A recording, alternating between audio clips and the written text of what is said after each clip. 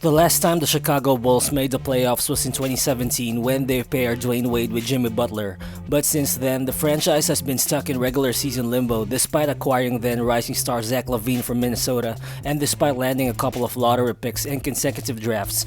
But after a change in the team's management and after pushing their chips during this year's trade deadline, the Bulls are once again primed to get back to the postseason and possibly into championship contention moving forward, as Chicago has acquired two-time All-Star big man Nikola Vucevic from the Orlando Magic.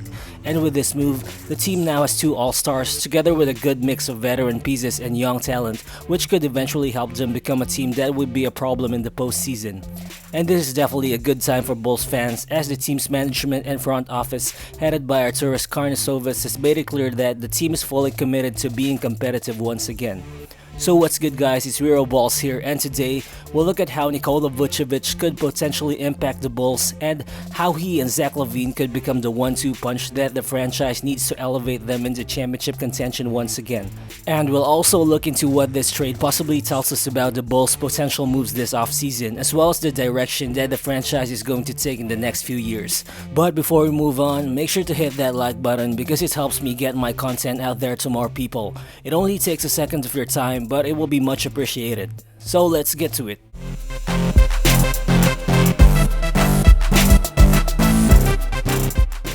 Well, first of all, let's take some time to congratulate the Bulls front office for an amazing job during the trade deadline. Yeah, I think the Bulls were just smart enough to trade away Wendell Carter Jr., Otto Porter, and a couple of first-round picks to acquire Vucevic.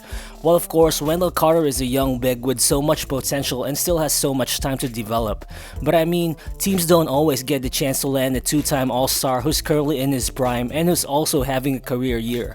And to me, this was a very bold move by the front office because, of course, in today's NBA, draft capital plays a very important role in building a team. But the fact that they were also willing to package a couple of first-round picks in addition to Wendell Carter and Otto Porter to acquire Vucevic just tells you that the Bulls want to build a real winning culture right now.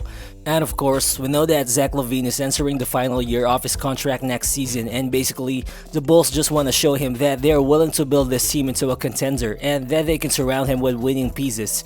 Because honestly, the Bulls could have chosen to play it safe and slow by keeping those picks, and they could just have collected some assets by signing some mediocre veterans while also building through the draft like a lot of teams do. But with this move, it's very clear that the Bulls are ready to shake things up and they want to take a chance by putting together a team that could make the playoffs and win. Well, the Bulls aren't in the playoff picture as of the moment, but looking at it, they're only like a game and a half away from making the 8th seed in the East. And yeah, it's the Eastern Conference, so basically, one good win streak can immediately put you in the playoff picture, as teams like the Hawks and the Heat have shown. So basically, the Bulls are saying that if we're going to be competitive in the near future, why not start building a team that can really compete right now? And also, the franchise just needed this kind of bold move from the front office because really, when was the last time that this team has acquired a player of this magnitude from a trade or via free agency? I mean, they probably came close to signing Carmelo Anthony in 2014 and they landed a kinda washed up Dwayne Wade and Pau Gasol. But you can argue that this Vucevic trade just totally changed the course of the team's direction moving forward. Well, of course, the thought alone of the offensive fireworks that a Lavine and Vucevic tandem would create is just plain exciting. Zach Lavine has just emerged as an all-star who's been playing lights out this season, as he's averaging 27.9 points per game, which ranks 6th in the entire league, while also shooting a ridiculous 43% from deep on 8 attempts per game. And in Vucevic, the Bulls are adding a solid big man who's a walking double-double, who's averaging 24.5 points and almost 12 rebounds, while also shooting 40% from 3 on 6.5 attempts per game. Well, actually, he's the only center who currently shoots above 40% from deep on at least 4 attempts per game. Julius Randle would have qualified as well, but he's spending his time mostly at power forward, so Vucevic is basically in a league of his own as one of the best shooting guys at the center position today. So as you can see, the Bulls now have two all-stars who are both high-volume, high-efficiency outside shooters, which means putting these two on the floor together will just outright cause problems for defenses. And that's without saying that Vucevic is also a 3-level scorer who scores in the paint at a very high 57.9% rate. So immediately, it's clear that he will complement this Bulls team, which ranks as the 7th best team in the NBA in points in the paint. And finally, after a long time, the Bulls actually have a big man who can post up, as Vucevic averages 11 post-ups per game this season, which ranks only 2nd to Joel Embiid. And he also has the second most assists out of post-up situations this season, only behind Nikola Jokic. So obviously, the team will outright benefit from a big man like Vucevic, who's also a very capable passer. As per NBA statistics, his 21.8 assist percentage this season also ranks in the 93rd percentile of all NBA players. And so I think the inside and out game between Lavine and Vucevic will be a very important part of the Bulls offense moving forward. Because hypothetically, once Vucevic is doubled in the post, he has the skill and the vision to find Lavine, who's waiting in the perimeter, and vice versa.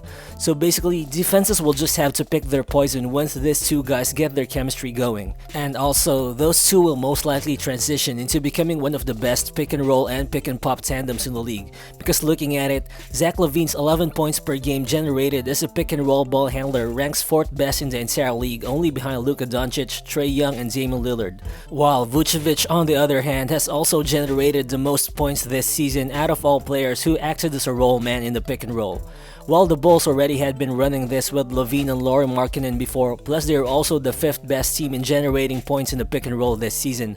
But I think having a more physical roll man in Vucevic definitely opens up more possibilities for the Bulls offense. And of course, Vucevic will also be a very lethal pick and pop option with Lavine because of his very high 3-point shooting percentage. So basically, I think this guy will become what Wendell Carter Jr. should have been with Billy Donovan's offensive scheme. But if there's one thing that I would consider a sort of a question mark in his game, it's probably his defense.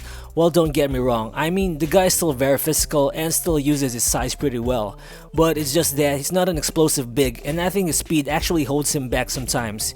He only averages less than a block per game, and he also isn't quick enough to defend guards, which would make it hard for him to switch in the perimeter on cross matches.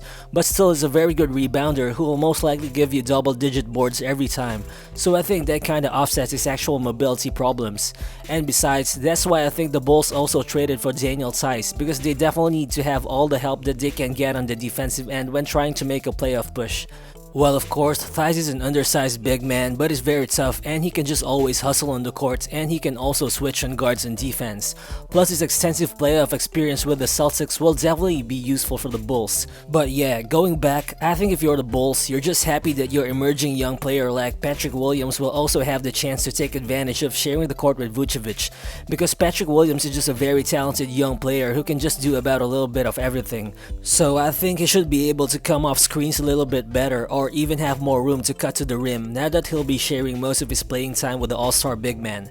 And of course, Coby White's defensive problems and inconsistencies will still be there obviously, as currently he has a negative 3.5 defensive box plus minus rating, which is quite bad even for a guard. But sharing the floor with both Vucevic and Lavine will most likely open up more space for him, which would help him make his shots more consistently from deep, while also leaving him more space to operate so he can lessen his turnovers.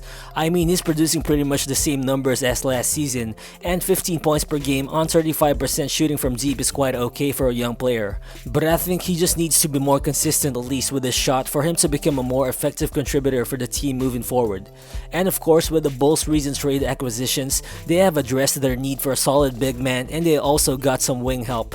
So I think it follows that the team should go after a point guard this offseason for them to have added playmaking. Well, apparently, the Bulls' talks to acquire Lonzo Ball in a swap for Lauri Markkanen during the deadline fell apart for some reason, but that doesn't mean that they can't continue to go after him during the offseason.